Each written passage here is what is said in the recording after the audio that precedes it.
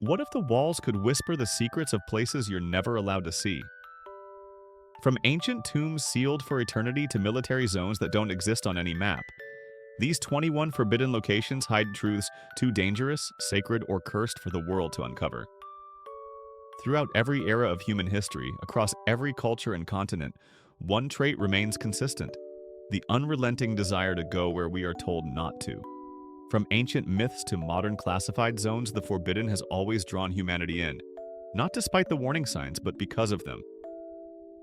Thousands of years ago, the Greeks told of Pandora, who was warned never to open a sealed jar. Her curiosity unleashed chaos upon the world, but it was not an act of rebellion. It was an act of compulsion. Across the globe in ancient Mesopotamia, forbidden ziggurats reached toward the heavens, their upper chambers reserved only for priests and gods. Even then, people questioned what happened inside. What was being hidden?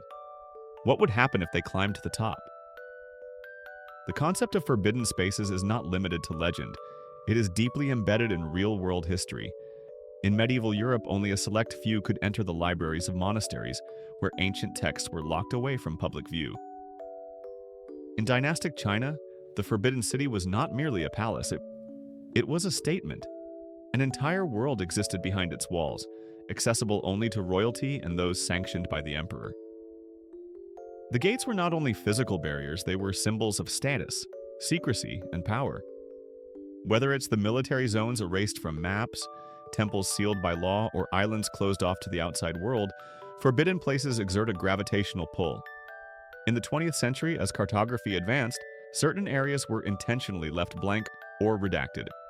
What could be so dangerous or valuable that the public must never know? The secrecy became part of the allure. Psychologists call this phenomenon reactance, the emotional reaction we experience when we feel our freedoms are being restricted. Tell someone they cannot go beyond a certain line, and the line itself becomes irresistible. In the modern age, this trait is amplified by surveillance, classification, and restricted access zones. The forbidden doesn't fade. It grows in the shadows.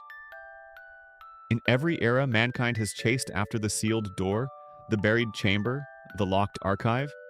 We don't always know what we're looking for, but not knowing is precisely what makes us want to look. Hidden beneath the fortified walls of Vatican City is one of the most impenetrable and controversial institutions on Earth, the Vatican Apostolic Archive. Formerly known as the Vatican's Secret Archives, this vast repository of papal records spans over 53 miles of shelving and houses more than 35,000 volumes of manuscripts, letters, legal documents, and internal correspondence. Access is highly restricted. Outsiders are not allowed to browse its contents freely. Even approved scholars are only permitted to request specific documents, and entire sections remain off-limits, permanently. Established in its modern form by Pope Paul V in 1612, the archive was created to centralize and preserve the most sensitive materials related to the administration of the Catholic Church. But its roots run deeper. The oldest documents date back to the 8th century, and what lies inside chronicles over 1,200 years of religious, political, and diplomatic history. Some of the known documents held within the archive are among the most consequential in Western civilization. The 1307 arrest warrant, issued by King Philip IV of France against the Knights Templar, preserved. The transcript of Galileo Galilei's 1633 trial for heresy, archived in detail. Letters from Mary, Queen of Scots, written before her execution, and the excommunication of Martin Luther, all stored behind Vatican doors. But what makes the archive so mysterious is not what is confirmed, but what is suspected. Historians and critics have long questioned whether the Church has used this control to suppress damaging information. Rumors persist of apocryphal gospels rejected by early church councils, texts that may offer radically different interpretations of Christ's life and teachings. Others suggest there are documents detailing the Church's dealings with totalitarian regimes, including signed agreements with Mussolini's fascist Italy and early diplomatic engagements with Nazi Germany. While the Vatican publicly rejects claims of cover-ups, the sheer scale of what remains hidden fuels global speculation. Until recently, even the name contributed to the mystery. In 2019, Pope Francis ordered that the institution be renamed the Vatican Apostolic Archive, stating that the word secret, derived from the Latin secretum, meaning private, had become too closely associated with conspiracy in the modern world. First chunk. The Church insists that its policies are intended to protect fragile documents and ensure academic integrity. Only accredited scholars with postgraduate credentials are granted access, and only to documents older than 75 years. Photography is strictly forbidden. Each visitor must submit a request in advance, stating the exact file they wish to view. General browsing is not allowed. Any documents deemed too sensitive politically or religiously are withheld indefinitely. What little is known about the archive's content comes from carefully released inventories and rare academic studies. But tens of thousands of records remain uncatalogued for the public. The secrecy has led to calls for greater transparency, especially regarding the Church's actions during the Holocaust and its handling of internal abuse cases in the 20th century. The Vatican Apostolic Archive is not just a collection of ancient paper. It is a symbol of institutional memory and control. Within its depths lies the power to clarify or rewrite some of the most pivotal moments in human history. But for now, much of that history remains sealed, guarded behind locks, stone, and silence. North Sentinel Island is one of the last places on Earth where modern civilization is neither welcomed nor tolerated. Located in the Bay of Bengal and part of India's Andaman and Nicobar Islands, it is home to the Sentinelese, an uncontacted tribe believed to have inhabited the island for over 60,000 years. Their exact origins remain uncertain, but genetic and linguistic evidence suggests they are among the last surviving Paleolithic communities, having lived in isolation since the Stone Age. The Indian government has long recognized the tribe's desire and need for isolation. Since 1956, North Sentinel Island has been declared off-limits by law. It is illegal to approach the island within 5 nautical miles. This restriction is not only for the protection of the tribe, but also for outsiders, as the Sentinelese have consistently met contact with aggression. They have no immunity to modern diseases. Even minor exposure could prove fatal to their entire population. Efforts to establish peaceful contact have consistently failed. In the 1960s and 70s, Indian anthropologists made several attempts to engage, often leaving coconuts, bananas, or metal objects as offerings. These visits were brief and tense. In 1974, during the filming of a National Geographic documentary, a film crew was attacked with arrows. One member was struck in the thigh. The message was clear: outsiders were not welcome. The government's stance evolved further in the 1990s when anthropological missions were halted altogether. Indian authorities adopted a policy of hands-off protection, choosing to respect the tribe's self-determined isolation. Yet despite this legal and ethical buffer, the island has not been completely shielded from intrusion. In 2006, 2 fishermen were killed after their boat drifted too close to the island while illegally harvesting crabs. Their bodies were never recovered. In 2018, an American missionary, John Allen Chow, made an unauthorized attempt to enter North Sentinel Island with the goal of converting the Sentinelese to Christianity. He was killed shortly after landing. His death reignited global debate, not only about indigenous rights and cultural preservation, but also about the moral implications of uninvited contact. Satellite images and aerial surveillance have confirmed the tribe's continued presence, but no census exists. Estimates suggest the population ranges from 50 to 150 individuals. They live in simple huts, use bows and arrows, and rely on fishing, hunting, and gathering for survival. Despite thousands of years of human progress elsewhere, the Sentinelese have retained a way of life that has remained virtually unchanged for millennia. North Sentinel Island is more than a geographical boundary. It is a stark reminder of the ethical limits of exploration and intervention. In a world where borders are constantly breached and cultures collide, it stands as one of the last untouched frontiers, fiercely protected by those who wish to be forgotten and whose silence has spoken louder than any words. ChatGPT can make mistakes. OpenAI do. Located in the Nevada desert, just 83 miles northwest of Las Vegas, Area 51 is perhaps the most infamous restricted military installation in the world. Officially part of the larger Nevada Test and Training Range, The facility was shrouded in secrecy for decades before its existence was even acknowledged by the United States government.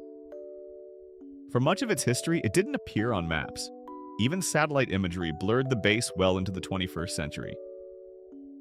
The airspace above the site, designated R4808N, is strictly off-limits to all civilian and unauthorized military aircraft. On the ground, signs warn trespassers that the use of deadly force is authorized. Surveillance is constant. Motion sensors, patrol vehicles, and armed security personnel, often believed to be private contractors, ensure no one gets close. Historically, Area 51 played a central role in the development and testing of high-altitude reconnaissance aircraft during the Cold War. In 1955, the CIA selected the dry lake bed at Groom Lake to test the U-2 spy plane, designed for surveillance missions over Soviet territory. Later, the A-12 Oxcart and the F-117 Nighthawk stealth fighter were also tested there. The base's remote location allowed for the secrecy required to develop these advanced technologies without public exposure or Soviet observation. But it wasn't aircraft that gave Area 51 its mythic status. It was what the government refused to say. For years, officials denied the base even existed.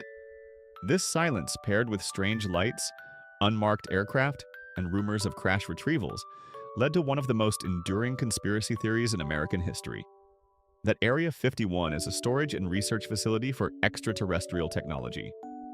The theory took root in 1989, when a man named Bob Lazar claimed he had worked on reverse engineering alien spacecraft inside a facility near Area 51 called S4. His story, though heavily disputed and lacking concrete evidence, ignited decades of speculation. In 2013, the CIA officially declassified documents acknowledging Area 51's existence and its Cold War history. However, many records remain redacted, and the secrecy persists. Despite frequent Freedom of Information Act requests, much of what happens inside Area 51 is still classified, fueling continued fascination and distrust. Today, Area 51 functions as a test site for experimental aircraft and weapons systems. The US government rarely comments on its operations. No one knows exactly what is being developed behind its fences. But the strict prohibition on access, the legacy of denial, and the lingering ambiguity around its true purpose ensure that Area 51 remains a symbol, not just of aerospace innovation, but of the fine line between national security, public secrecy, and the human instinct to uncover what is hidden. In the Venetian lagoon, nestled between Venice and Lido, lies a small, tree-covered island that the Italian government refuses to open to the public. Poveglia Island may appear peaceful from a distance, but its reputation is anything but serene. For centuries, it has been synonymous with death, disease, and despair, earning it the grim title of one of the most haunted places in Europe. Poveglia's recorded history begins in the year 421, when refugees from the mainland fled to the island to escape barbarian invasions. For a time, it grew as a small settlement under Venetian control. But by the late 14th century, the population had diminished, and its role in Venetian society began to change. In 1793, the island was repurposed as a quarantine station during a bubonic plague outbreak. Ships arriving in Venice with suspected cases were sent to Poveglia, where the infected were confined in isolation. This quarantine use intensified in the 18th century, when the island became a permanent lazaretto or plague hospital. Historical estimates suggest that tens of thousands of people were either treated or died there. Mass graves were used to dispose of bodies. Oral accounts from the region speak of piles of corpses burned in large pits, and of people being buried alive during peak outbreaks. In 1922, the island was converted once more, this time into a psychiatric hospital. According to local legends, though unconfirmed in official records, patients reported seeing ghosts and hearing unexplained voices. Rumors spread of inhumane treatments and even experimentation. One tale describes a doctor who allegedly went mad and threw himself from the hospital tower. No names or official documents have validated this story, but it remains embedded in regional lore. The psychiatric facility was closed in 1968, and since then, Poveglia has remained uninhabited. The Italian government has prohibited public access, and efforts to sell or repurpose the island have repeatedly failed due to legal complications and local opposition. Today, the structures on the island, including the hospital, bell tower, and plague pits, lie in decay. Vegetation has overtaken much of the land, but the stigma remains. Locals in nearby Venice largely avoid the area. Fishermen steer clear of its waters. Despite no official declaration of danger, Poveglia is silently understood to be off-limits. Poveglia Island is not hidden by fences or armed guards. Its inaccessibility is cultural, historical, and emotional. It is a place remembered not for what it holds, but for what it once witnessed. A legacy of suffering that still casts a long shadow over the Venetian lagoon.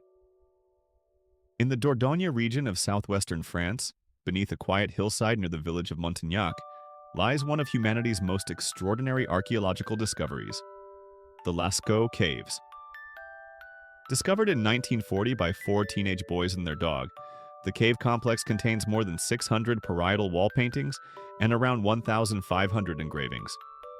These artworks, estimated to be over 17,000 years old, are some of the most detailed and well-preserved examples of Upper Paleolithic cave art ever found. The images depict a world long vanished, herds of bulls, deer, horses, and other animals that roamed Ice Age Europe. Rendered with remarkable realism and symbolic meaning, the paintings suggest a highly developed culture capable of abstract thinking, ritual behavior, and artistic expression. Archaeologists believe the cave served as a ceremonial or religious site for the people of the Magdalenian period.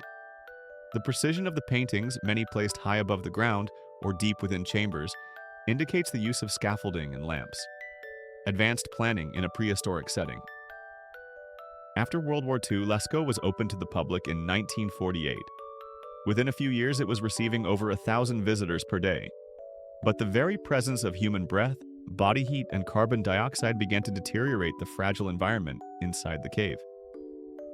By the early 1960s, green algae and black fungal spores had started to spread across the walls, threatening the ancient artwork. In 1963, the French government made the difficult decision to close Lascaux to the public. Conservationists launched a decades-long effort to stabilize the microclimate within the cave system, including temperature regulation, humidity control, and air purification.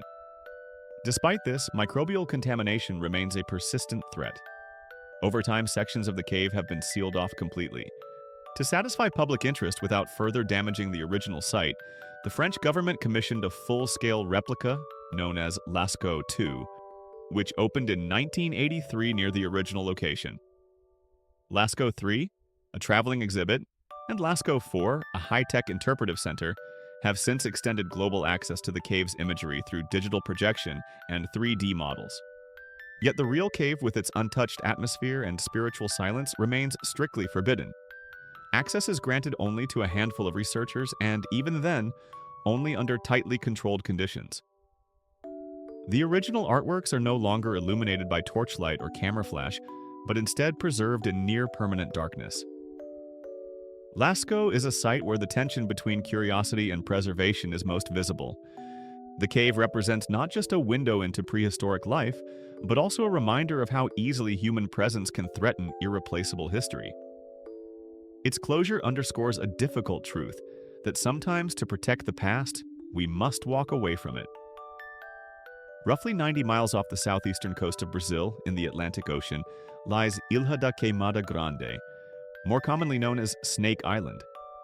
This small forested outcrop spans just 43 hectares, but it is home to one of the most concentrated populations of venomous snakes on the planet. So deadly are its inhabitants that the Brazilian Navy has declared the island strictly off-limits to civilians. Unauthorized visitors are not permitted under any circumstances.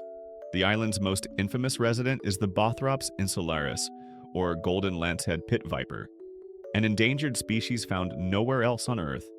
Its venom is up to 5 times more potent than that of its mainland relatives, capable of causing rapid tissue necrosis, internal bleeding, kidney failure, and death. Some estimates suggest that there may be 1 to 5 snakes per square meter, although recent scientific studies place the population closer to 2,000 to 4,000. The golden lancehead evolved in isolation after rising sea levels cut the island off from the mainland thousands of years ago. With no natural predators and a diet consisting primarily of migratory birds, the snakes adapted by developing more potent venom and faster strike reflexes. The result is an ecological niche that is both unique and lethal.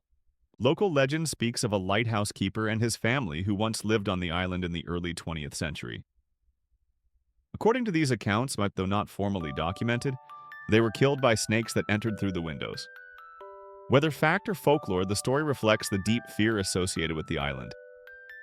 In modern times, the only people allowed on Snake Island are authorized researchers, military personnel, and a small number of biologists, all of whom must receive special clearance and medical training.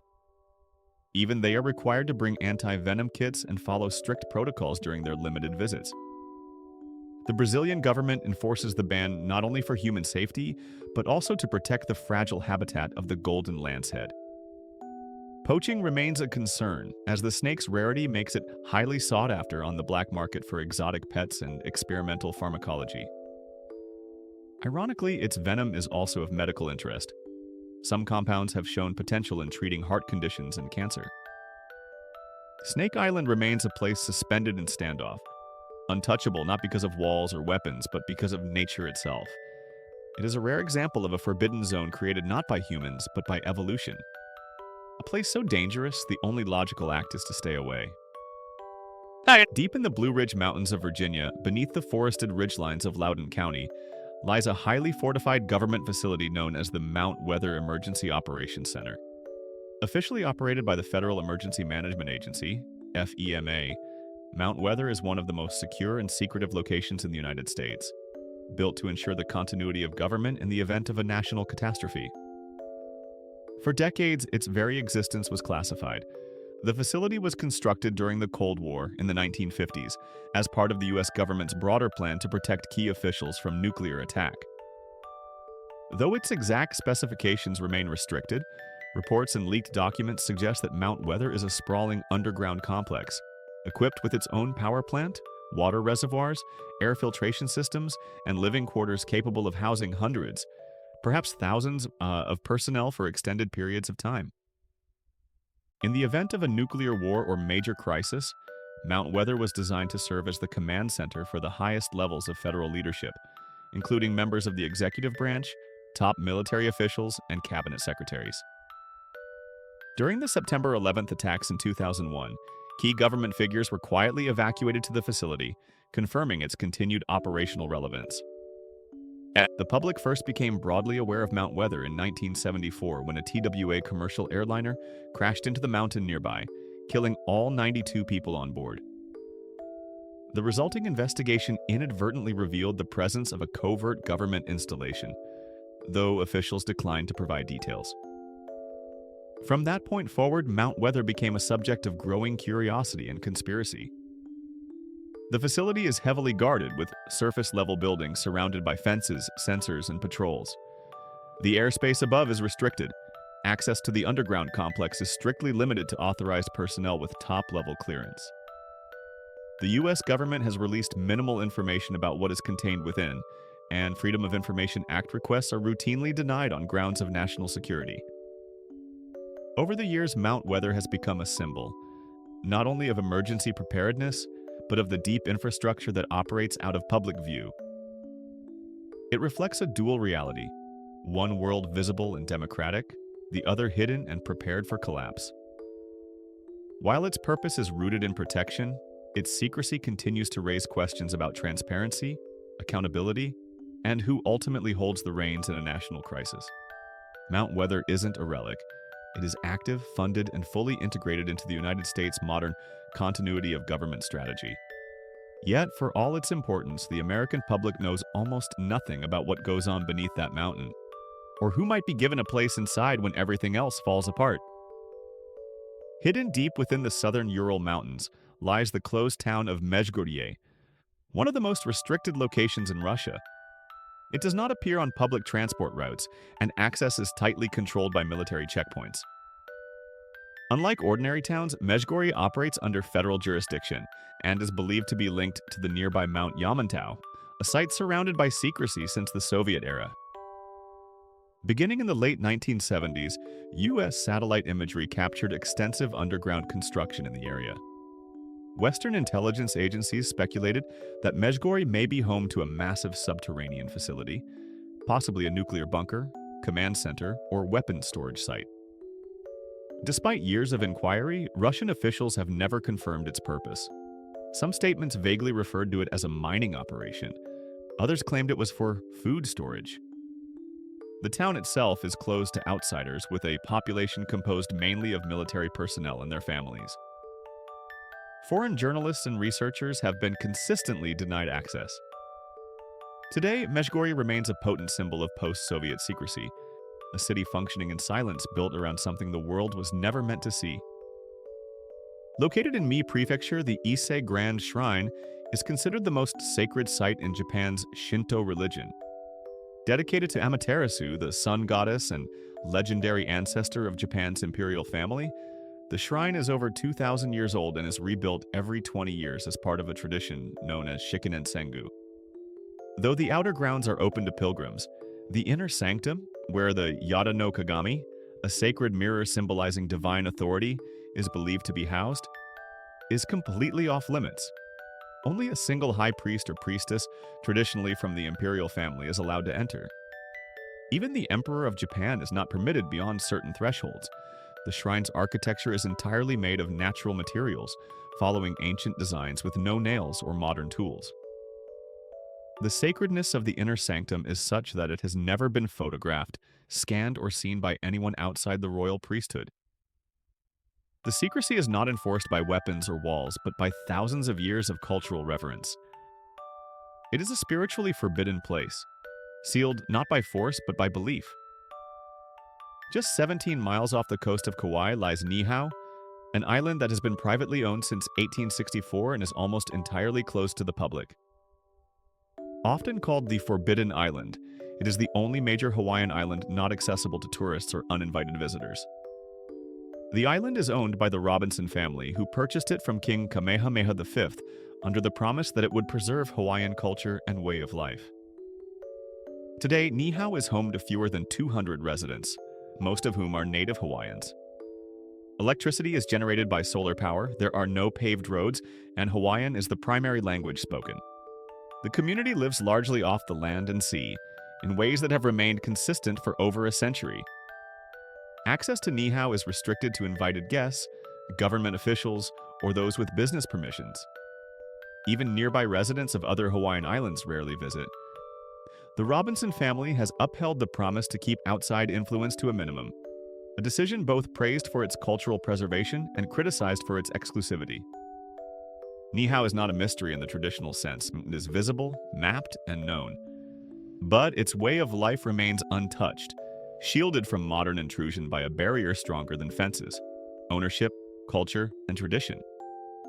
This chapter explores 5 forbidden places that are either spiritually sacred, structurally sealed, or carry deeply unsettling legacies, each one barred to the public for reasons ranging from ritual tradition to political secrecy.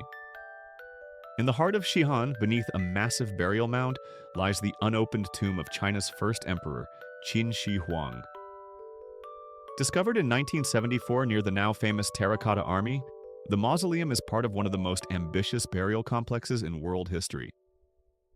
Ancient texts describe a vast underground palace complete with rivers of mercury, automatic crossbows to deter intruders, and ceilings adorned with constellations. Although ground-penetrating radar and soil analysis have confirmed a massive internal structure, the central chamber remains untouched. Chinese authorities have cited preservation concerns as the primary reason for delaying excavation. High levels of mercury detected in the soil lend credibility to early accounts and suggest real danger. No modern excavation method can yet guarantee protection of the contents from irreversible damage once exposed. What lies inside remains one of archaeology's most tantalizing mysteries. The tomb of Qin Shi Huang, closed for over 2,000 years, is the definition of forbidden. A historical time capsule, but deliberately left sealed by design, fear, and reverence. Tucked within the Apostolic Palace in Vatican City, the Room of Tears is a small chamber located beside the Sistine Chapel. Its purpose is ceremonial, but it remains entirely closed to the public. The room is entered only once by each newly elected pope, immediately after the results of the papal conclave are announced. Here, the pope changes into papal vestments and takes his first private moments before stepping out onto the balcony to address the world. The room's name comes from what many popes reportedly experience inside, an emotional release as the weight of spiritual authority and global responsibility sinks in. No cameras, press, or outsiders are allowed. What is said or felt inside remains undocumented.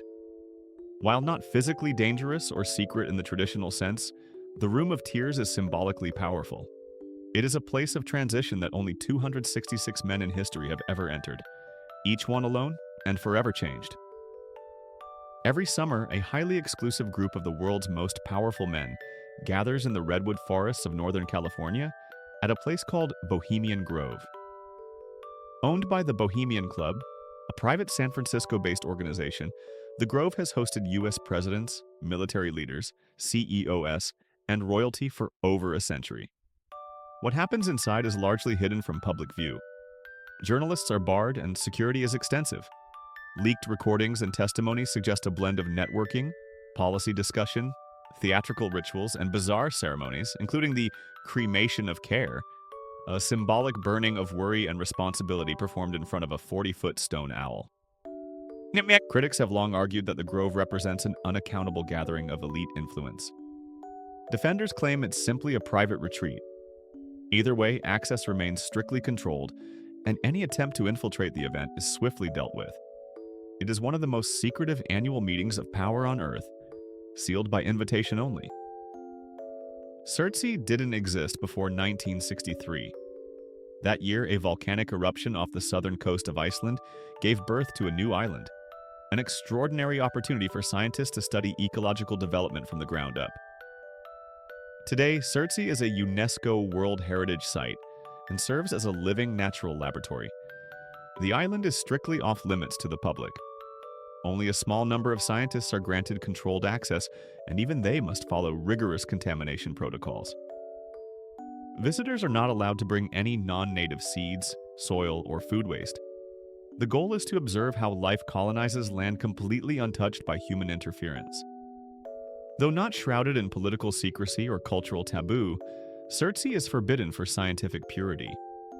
It is one of the only places on Earth where the progression of life can be observed exactly as nature intended, a place sealed not by walls but by discipline. Beneath the streets of Paris lies a vast, haunting network of tunnels filled with the bones of more than 6 million people. The catacombs were created in the late 18th century to deal with the city's overflowing cemeteries. Today, a small portion of the ossuary is open to tourists, but that's just a fraction of the underground labyrinth. The majority of the catacombs, over 200 miles of tunnels, are off-limits. Much of it is structurally unstable, unmapped, and dangerous. Unauthorized access is a criminal offense, though a community of urban explorers known as cataphiles have secretly roamed its depths for decades. Police patrol entrances and new sensors have been installed to track illegal movement.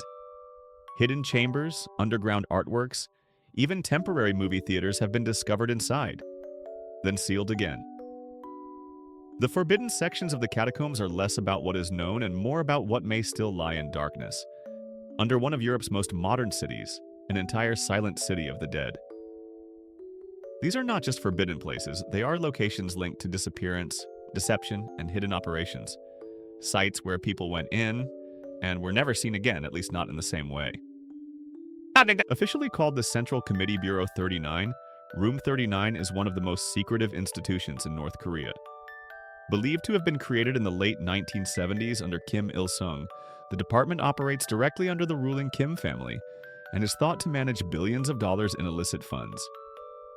Headquartered inside a secured government building in Pyongyang, Room 39 is reportedly involved in international arms deals, counterfeit currency, narcotics trafficking, and luxury goods smuggling, all intended to bypass global sanctions. Only a handful of insiders know the full scope of its operations. Employees are selected for extreme loyalty and discretion. Information is tightly compartmentalized. Defectors who speak out often disappear, or are later found dead under suspicious circumstances. Room 39 isn't just forbidden, it is engineered to erase traces of itself and of anyone who dares expose it. In the barren interior of South Australia lies the Woomera Prohibited Area, a massive military testing zone covering over 122,000 square kilometers, larger than many European countries. Established in 1947 by the British and Australian governments, it became a core site for weapons development during the Cold War. The area has been used to test everything from ballistic missiles to hypersonic weapons and classified aerospace technologies. It remains an active defense site to this day. Though certain portions are accessible under strict regulation, vast sections are closed off year-round, marked only by fencing, warning signs, and restricted airspace. Aboriginal communities were displaced during its formation, and reports of radiation exposure from early nuclear testing continue to spark controversy. Journalists and researchers are routinely denied access.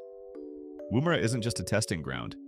It's a place where governments have shaped warfare in silence, behind red lines that must not be crossed. Underneath Moscow's metro system, long-standing rumors persist about a second, secret subway network known as Metro 2. Allegedly commissioned by Joseph Stalin in the 1940s, the system is believed to connect key government sites: the Kremlin, FSB headquarters, military command centers, and elite bunkers. The Russian government has never confirmed its existence, but declassified Soviet maps, statements from former military personnel, and the occasional accidental discovery of sealed access points keep the theory alive. Some urban explorers claim to have located service tunnels that deviate from official maps, then abruptly vanish behind locked blast doors. If Metro 2 exists, it is likely still active. A silent corridor of escape routes, emergency shelters, and wartime infrastructure hidden beneath the capital. A place that ordinary Russians will never ride, never see, and never know in full. Nestled in the Yorkshire countryside, RAF Menwith Hill is one of the largest and most powerful intelligence-gathering sites in the world. Jointly operated by the UK and the United States National Security Agency, the facility is marked by dozens of iconic white radar domes known as radomes. Menwith Hill is central to global signals intelligence. It intercepts satellite communications, phone data, and internet traffic across Europe, the Middle East, and parts of Asia. Its surveillance capabilities have been linked to drone operations, intelligence exchanges, and metadata collection under programs like Echelon and Prism. The base is heavily guarded. Its operations are classified. Even British members of parliament have been denied details about its activities. Critics argue that the facility has become a surveillance black hole, a place where laws blur and citizens' digital lives are monitored without oversight. Located near the Colorado-New Mexico border, the town of Dulce is small and remote. But underneath it, many believe, lies one of America's most controversial, alleged military installations, the Dulce Base. First brought to public attention in the 1980s by a former state trooper named Gabe Valdez, and later by a technician named Paul Benowitz, the base is rumored to be a multi-level underground facility operating beneath Archuleta Mesa. Conspiracy theorists claim the base houses secret biological research, advanced weapon development, and even non-human entities. While no hard evidence has surfaced, local cattle mutilation reports, unexplained aircraft sightings, and government silence have kept the legend alive. The US government denies the base exists. Satellite imagery shows no facility at the surface, but strange stories persist. And in the absence of answers, Dulce has become a symbol of how far secrecy might go to protect experiments the public was never meant to know about. Beneath the shifting sands of the Giza Plateau near the paws of the Great Sphinx lies one of the most controversial and debated forbidden locations in modern archaeology: the alleged entrance to the Hall of Records, a so-called hidden library of ancient knowledge that, according to some interpretations, has never been unearthed. The idea gained traction in the early 20th century when mystics and fringe theorists proposed that beneath the Sphinx existed chambers containing scrolls, tablets, or technologies from lost civilizations, possibly even predating dynastic Egypt. The American psychic Edgar Cayce famously predicted in the 1930s that such a hall of records would be discovered near the Sphinx before the end of the 20th century, containing the history of Atlantis and the origins of mankind. Mainstream Egyptologists reject these claims as speculative and lacking evidence. However, scientific research has added fuel to the mystery.